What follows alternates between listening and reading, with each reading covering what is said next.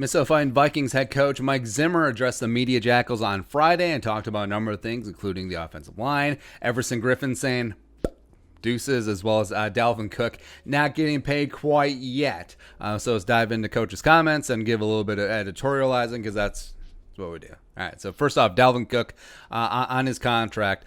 He said, quote, "Everybody wants a new contract. Obviously, that's not my issue, but I love the kid and hope he gets what he deserves," end quote. And also, he talked up a lot about how much he loves Dalvin.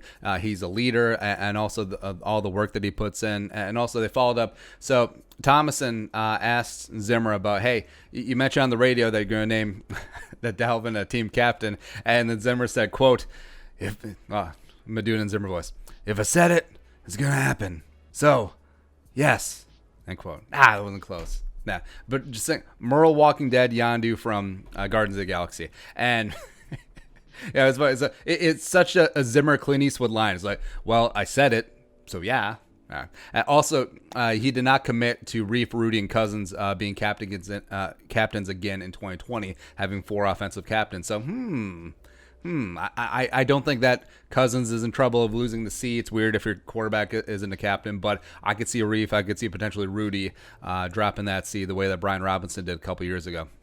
Also, he talked about cornerbacks working in press coverage, as well as not having as much time to work with the cornerbacks. He said this, quote, "They changed the rules a little bit on phase 2, so we're able to line up techniques of it. The rookies have actually had more time with it so far than the vets, but we'll get them up to speed fast enough, and I think we'll be fine." Unquote. Also, later on in the presser, he was asked about how these cornerbacks are going to come in and step up and just be leaders on that defense. And then he was like, hey, we have the 2 best safeties in the league.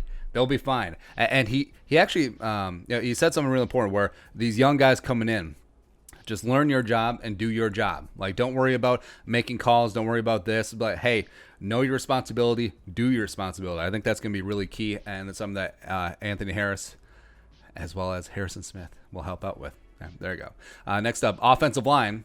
So when asked about decisions on offensive line starters, he said this, quote, "Some of the things we're looking at right now, we're going to look at them for a few days, and then we're going to settle in and start getting going so guys know where they're at. But some of the backups had to play both sides anyway, so they're going to have to be traveling in different spots. But we're going to try to make a quick decision with some of these offensive linemen, probably 3 days in pads or something like that." So that would be next week. First day in pads is Monday. Of course, they're going to be live streaming that Monday afternoon. We're going to be doing a companion live stream to their live stream.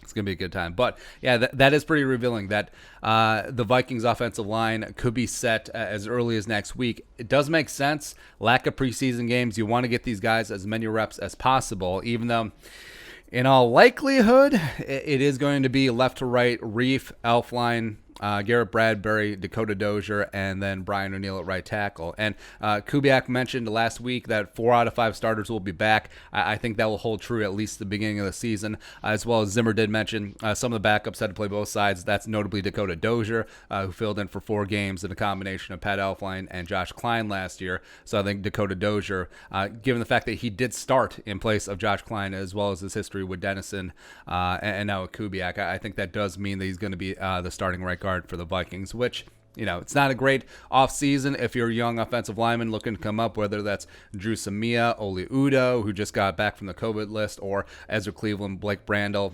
It's going to be tough to crack that lineup at least to start. So on Everson, Zimmer is so pissed about Everson. He just is. So on Everson joining the Cowboys, he said this. And also they asked him about Everson's Instagram goodbye. He said this, quote, "No comment on the statement that he made. I was talking about the Instagram comment, but I'm happy for him and hope it works out," end quote. And the way that he said it was just like, man, I am so annoyed that you're asking me this bull bleep. And also so the reporter, well, is Thomason. When he's asking the question, he kept breaking up, even though Zimmer clearly understood what he was asking. But he was just like, "I'm sorry, I can't hear you. I'm sorry." Zimmer is so pissed, and it's amazing. I love it. That's one of the things I love most about Mike Zimmer. He does not give an F. He doesn't put on airs for anyone. He's not going to BS anyone. He's going to tell you the absolute truth every single time. And it's great. Right. Next up, on Irv Smith Jr.'s usage, second-year tight end out of Alabama. Quote, he has a skill set we need to be able to utilize with the offense. There's times when you get on a linebacker out in space, sometimes safeties in space, and actually sometimes corners. So it just depends on the matchups that we get, and we're always looking for matchups that we can exploit, end quote. So I think that was just a little subtle. Hey, 84. He got someone involved in the offense last year. He had 600 snaps. How about a little bit more? How about a little bit more? And that's something that we've talked about quite a bit. So the Vikings were second in the league last year in two tight end sets. Irv Smith and Kyle Rudolph were on the field quite a bit together. I think that there is a shift. I think Kyle Rudolph moves into more of a rotational, situational tight end role, able to tread on those tires as you do with some veterans. I think Irv Smith is ready to shine. I think he's way ahead of the game in terms of being an inline blocker, as well as, like Zimmer mentioned, him against the linebacker, him against the safety, him against the corner in say like a jump ball situation. Advantage Vikings in all three of them. Yeah.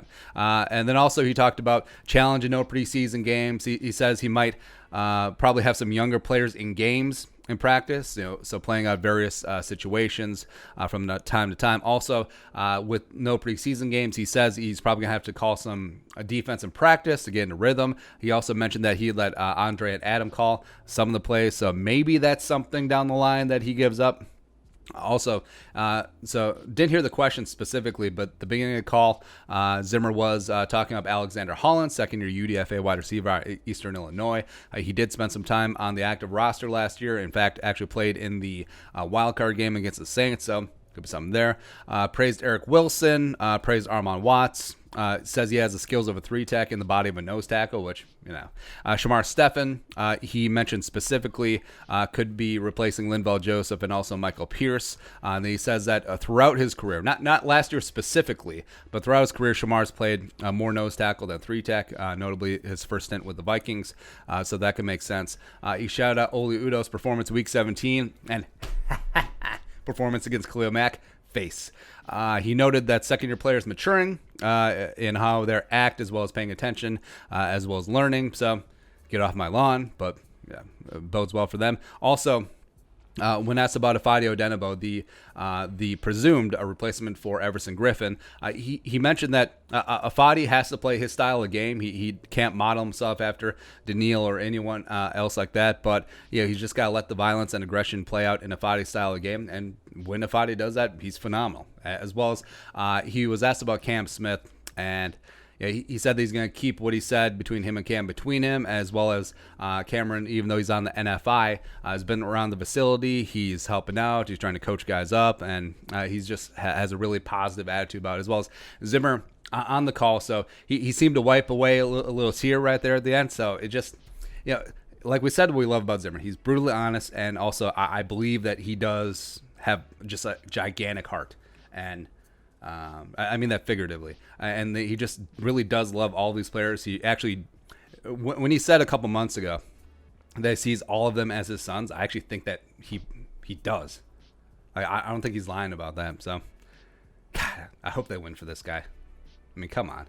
I mean, Kubiak, Zimmer, let's go. Let's get it going.